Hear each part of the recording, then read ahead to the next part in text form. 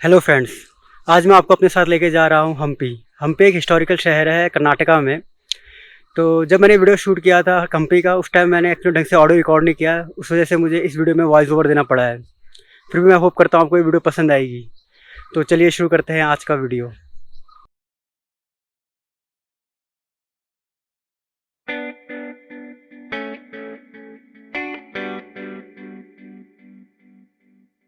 हम्पी एक UNESCO world heritage site है और ये फेमस है अपने ग्रुप ऑफ मॉन्यूमेंट्स के लिए। सबसे पहले मैं गया विरूपाक्षा मंदिर। एक्चुअली ये छोटे छोटे मंदिरों का कलेक्शन है जिसमें मेन टेम्पल भगवान शिव का है।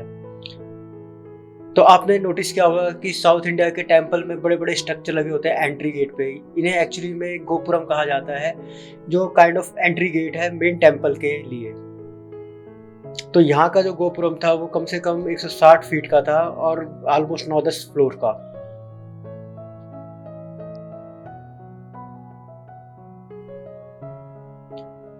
विरूपाक्षा टेम्पल में 4 गोपुरम है अलग अलग डायरेक्शन पे। तो जो सबसे बड़ा गोपुरम है वो इस डायरेक्शन को फेस करता है, तो वही एक्चुअली में मेन गोपुरम है। तो मैंने वहीं से एंट्री मारी। तो जैसे ही आप मेन गोपुरम से एंटर मारते हो तो आप आते हो आउटर कोर्ट यार्ड में। तो जैसे मैं आउटर कोर्ट यार्ड में आया तो मुझे हर तरफ बंदर ही बंदर दिख रहे थे। तो मैंने थोड़ा अपना सामान कस के पकड़ लिया, क्योंकि भरोसा नहीं बंदरों का कब आपका सामान लेके भाग जाए। तो आउटर कोर्ट यार्ड में कुछ खास देखने को था नहीं, तो मैं सीधे चला गया इनर कोर्ट यार्ड। तो इनर कोर्ट यार्ड में सब जगह मुझे दिख रही थी गायियाँ। थोड़ा और आगे बढ़ा तो मुझे दिखी यार कि एक जगह पे काफी ज्यादा भीड़ लगी हुई है। उस भीड़ में गाय भी एक उसका हिस्सा थी। तो मैं सोचा पता नहीं ऐसी क्या चीज है, तो मैंने सोचा अंदर जाकर देखा जाए। तो अंदर मुझे दिखी लक्ष्मी। लक्ष्मी एक एलिफेंट है जो यहाँ पे आने वाले डिवोटीज को आशीर्वाद देती है। और डिवोटीज भी लक्ष्मी को ऑफर करते हैं फ्रूट्स, जैसे केले कर दिया ऑफर या गन्ना ऑफर कर दिया, और लक्ष्मी उसके बाद उनको आशीर्वाद देती है।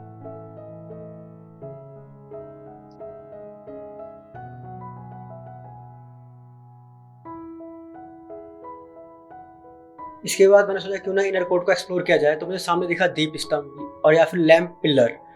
तो शायद अपने टाइम पे यहाँ पे दिए जलाए जाते होंगे इस पिलर के ऊपर। और इस सामने था नॉर्थ डायरेक्शन किया हुआ गोपुरम। तो जब मैं आगे बढ़ा तो मुझे एक टेम्पल दिख रहा था।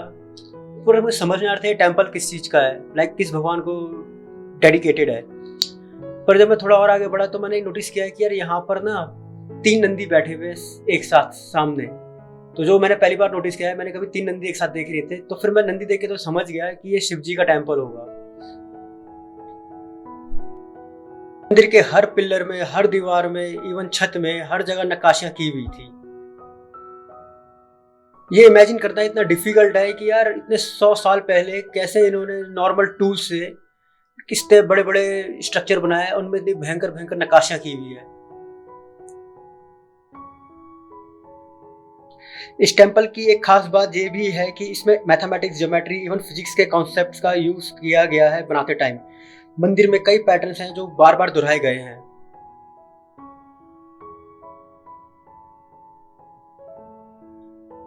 पर जिस समय मैं गया उस समय मंदिर का दरवाजा बंद था। तो शायद किस्मत ही मेरी खराब थी कि मैं शिव जी को देख नहीं पाया।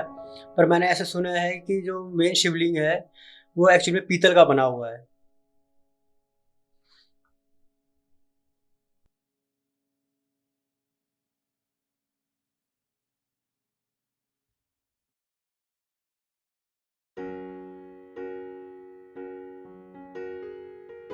विरूपाक्षा टेम्पल में एक डार्क रूम भी है जिसमें पिन होल कैमरा है, जिससे जो आपका मेन गेपुरम है उसकी इन्वर्टेड इमेज बनती है। मैं उसको काफ़ी ढूंढने की कोशिश करता उस रूम को, बट मुझे मिला नहीं। पर मुझे मिले एक अंकल। अंकल ने बोला है कि वो मेरी हेल्प करेंगे पिन होल कैमरा ढूंढने में। हाँ हाँ, कहाँ कहाँ से दिखेगा? बिग गोपुरम दिखता है सर। हाँ हाँ ओ शैडो। हाँ, पिन होल से। पिन होल कैमरा कहाँ पर है वो? तो मैं निकल पड़ा अंकल के पीछे पीछे डार्क रूम की तरफ, मन में उनके लिए थैंक यू बोलते हुए। इस डार्क रूम पे एक दीवार पर छेद है जो पिन होल कैमरा के जैसे वर्क करता है। तो जो बड़ा गोपुरम है उसका उल्टा इमेज एक दूसरी दीवार पर बनता है।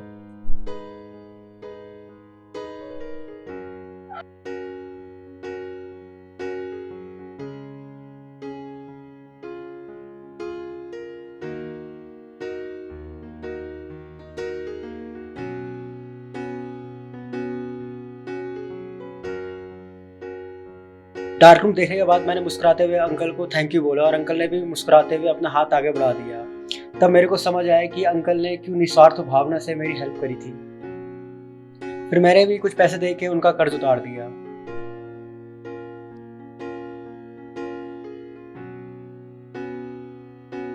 मंदिर के नॉर्थ साइड वाले गोपुरम के पास एक तालाब है जिसको मनमाथा टैंक बोलते हैं। पुराने टाइम पे इस जगह पर नहाने के बाद ही मंदिर में जाया जाता था, पर क्योंकि अब यहाँ का पानी उतना साफ नहीं है तो लोग तुंगभद्रा नदी में ही जाके नहाते हैं।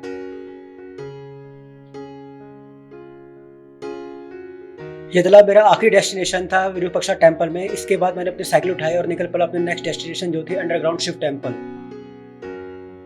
इस टेम्पल को प्रसन्न विरूपाक्षा टेम्पल भी बोला जाता है। इसको घूमने के लिए मैक्सिमम 30 मिनट लगते हैं। ये मंदिर प्रसन्न विरूपाक्षा को डेडिकेटेड है, जो कि भगवान शिव जी का अवतार माने जाते हैं। मंदिर के चारों तरफ बहुत ही सुंदर ग्रीन लॉन है और ये मंदिर कई सौ सालों तक जमीन के अंदर दबा हुआ था, जो 80s के अराउंड वापस डिस्कवर हुआ। इस टेम्पल को अंडरग्राउंड टेम्पल इसलिए कहा जाता है क्योंकि इस टेम्पल के सबसे टॉप पॉइंट आसपास के ग्राउंड लेवल के बराबर ही है, जबकि टेम्पल खुद जमीन से कई फुट नीचे है।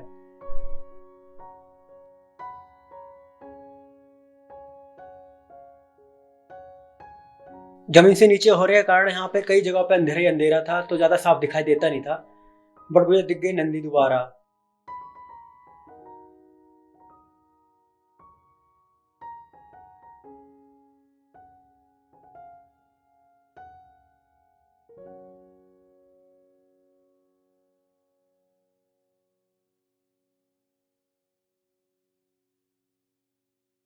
वैसे जिस टाइम मैं हम्पी गया था उस टाइम ना मुझे कैमरा चलाने की तमीज़ थी ना कैमरा पकड़ने की तमीज़ थी।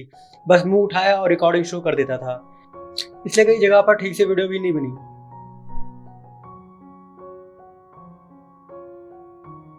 जिस टाइम मैं गया था उस टाइम मौसम गर्म था, वरना ऐसा मैंने सुना है कि मानसून के टाइम पर पूरा का पूरा टेम्पल पानी के नीचे डूब जाता है। इस मंदिर को देखने के बाद मैंने उठाई अपनी साइकिल और निकल पड़ा अपनी नेक्स्ट डेस्टिनेशन, जिसको कहते हैं क्वींस बाथ।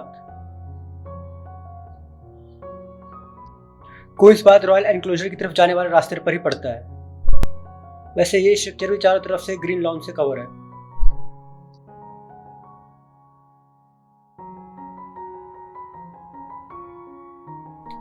क्वींस बाथ एक बहुत बड़ा बाथ प्लेस था जो रॉयल फैमिली की लेडीज के लिए था।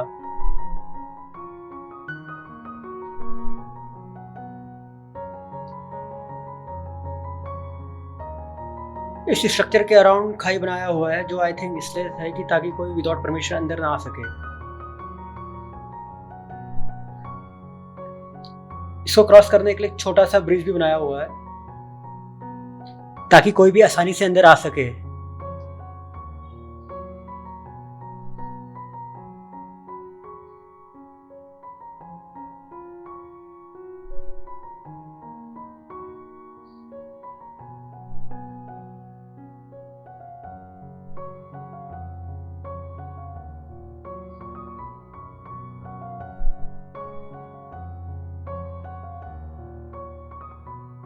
इसका आर्किटेक्चर इंडो इस्लामिक आर्किटेक्चर का कॉम्बिनेशन है। बीच में एक 2 मीटर गहरा पुल बना हुआ है। वैसे इस जगह में बहुत सारी कैनाल्स हैं जो वाटर के फ्लो को बनाए रखने के लिए थी, जैसे कि हम्पी के और अलग अलग मॉन्यूमेंट्स में है। वैसे इस जगह पर रूफ नहीं है और यहाँ घूमने के लिए कोई फ़ी भी नहीं लगती।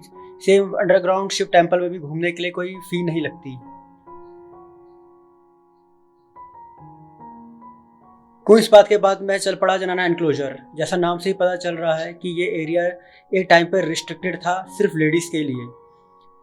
अब तो कोई भी 20-30 रुपए की एंट्री फीस दे के अंदर जा सकता है।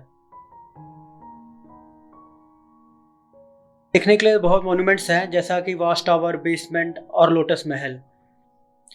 बट ये जो बेसमेंट है इसको मुझे समझ नहीं आया बेसमेंट कहते क्यों हैं, क्योंकि ये तो मुझे एक काइंड ऑफ प्लेटफॉर्म लग रहा है, ना कि बेसमेंट लग रहा है। बट इसको एक्चुअली बेसमेंट ही बोलते हैं यहाँ पर।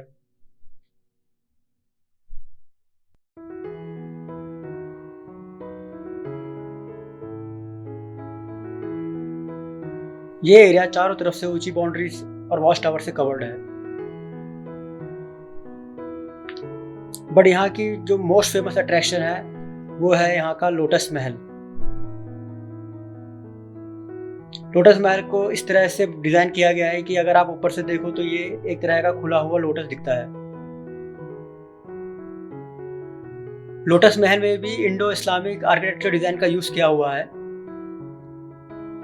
पर इस महल का एग्जैक्टली यूज़ क्या हुआ करता था वो मुझे समझ नहीं आया, ना मुझे पता चल पाया। लोटस महल के सामने ही एक छोटा सा दरवाजा था, मुझे आइडिया नहीं था उस दरवाजे के उस तरफ क्या है, तो मैं चल पड़ा उसको एक्सप्लोर करने के लिए। थोड़ा बाहर जाने के बाद ही मेरे को दिखाई दिया एक बड़ा सा स्ट्रक्चर। चेक किया तो पता चला कि ये हाथियों के रहने के लिए बनाया हुआ था।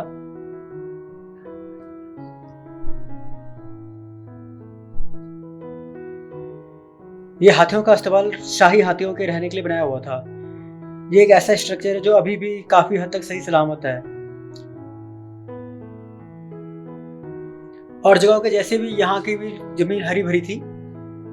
वैसे इस अस्तबल में 11 चैम्बर है, जिसमें हर चैम्बर में कहा जाता है कि 2 हाथी आराम से रह सकते थे। इन 11 चैम्बर के डोम्स में सबसे बड़ा जो डोम है वो बीच वाला डोम था।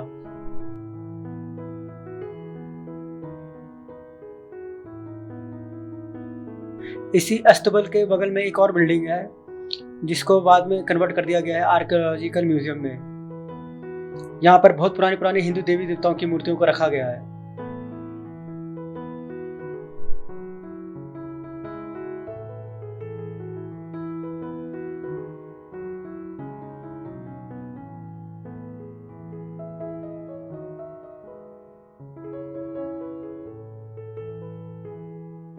वैसे तो यहाँ पे बहुत सारी मूर्तियां हैं, पर पर्सनली जो मुझे सबसे जबरदस्त लगी वो थी भगवान विष्णु जी की लेटी हुई मूर्ति।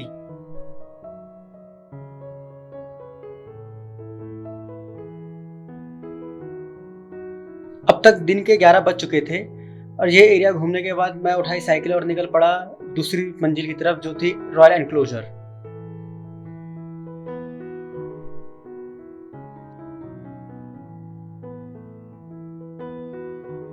रॉयल एनक्लोजर जनरल एनक्लोजर से वापस आते टाइम रास्ते पर पड़ता है। इसका एरिया ऑलमोस्ट 60,000 स्क्वायर मीटर का है। यहाँ पर बहुत सारे स्ट्रक्चर है, जिसमें सबसे ज़्यादा फेमस है महानवमी दिब्बा, यानी कि महानवमी प्लेटफॉर्म। इसके अलावा यहाँ पे फेमस है स्टेप टैंक और पब्लिक बाथ। मैंने सोचा कि पहले जो नीचे नीचे के एरिया है उनको कवर कर लूँ, फिर प्लेटफॉर्म पर चढ़ जाऊंगा, तो मैं निकल पड़ा स्टेप टैंक देखने। महानवमी प्लेटफॉर्म से थोड़ा दूर जाकर ही स्टेप टैंक आ जाता है।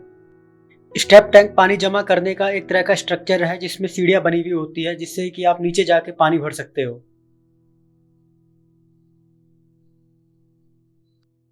ये टैंक 5 लेवल तक बना हुआ है और काफी हद तक सही सलामत है।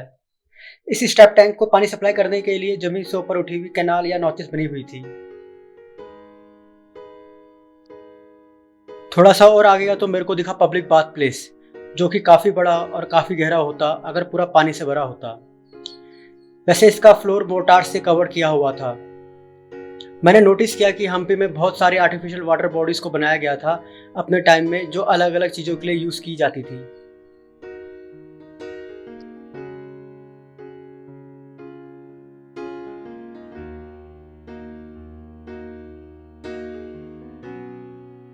इसको देखने के बाद मैं वापस आ गया महानवमी प्लेटफॉर्म की तरफ। ऐसा बिलीव है कि इस प्लेटफॉर्म का यूज दूर दूर तक देखने के लिए किया जाता था, क्योंकि आसपास में यही सबसे ऊंचा स्ट्रक्चर है। प्लेटफॉर्म लगभग 8 मीटर ऊंचा है। इसमें जाने के 2 रास्ते हैं, एक सामने से और एक साइड से।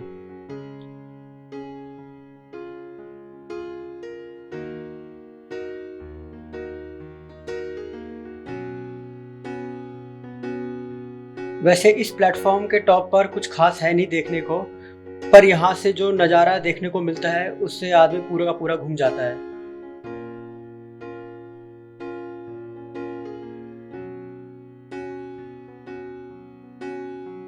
फिर आया टाइम यहाँ से निकलने का, तो मैंने साइड वाले रास्ते को यूज करने का सोचा। ऐसा बोला जाता है कि इसका यूज सेरेमनी के टाइम पर बैकडोर की तरह किया जाता था।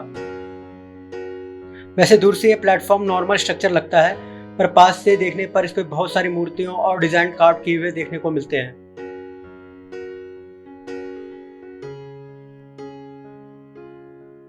हम्पी में आपको बड़ी आसानी से एक लोकल मैप मिल जाएगा, जिससे एक आइडिया लग जाता है कि कैसे रूट प्लान किया जाए, क्योंकि हम्पी में टेम्पल्स अलग अलग एरिया में कलेक्टिवली बिल्ड हैं।